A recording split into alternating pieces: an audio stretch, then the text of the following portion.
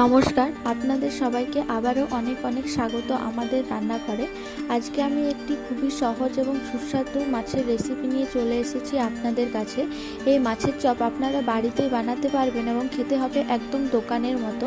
তো প্রথমে একটি পাত্রে জল গরম করে তার মধ্যে নুন হলুদ দিয়ে আমি মাছগুলোকে সেদ্ধ করে নিব। এরপর কাঁচা ছাড়িয়ে নেব। একটি পাত্রে তেল গরম করে তার মধ্যে আদা রসুন কুচি, পেঁয়াজ কুচি, লঙ্কা কুচি দিয়ে মাছের টুকরোগুলি দিয়ে ভালো করে ভেজে নেব। উপর থেকে ছড়িয়ে দেবো ধনে গুঁড়ো, জিরে গুঁড়ো আর গরম মশলা গুঁড়ো। তারপর এগুলিকে ভেজে তুলে নেব এবং নিজেদের পছন্দ মতো শেপ দিয়ে দেব। একটি পাত্রে কর্নফ্লাওয়ার গুলে নেব আর সুজি নেব। প্রথমে এই বলগুলিকে কর্নফ্লাওয়ারের মধ্যে থেকে দিয়ে তারপর সুজির মধ্যে মেখে এগুলিকে লাল লাল করে ভেজে নেব। ব্যাস তৈরি আমাদের মাছের চপ। এগুলি আপনারা স্যালাড এবং সসের সাথে পরিবেশন করুন। এগুলি খেতে হবে একদম মুচমুচে আর সুস্বাদু।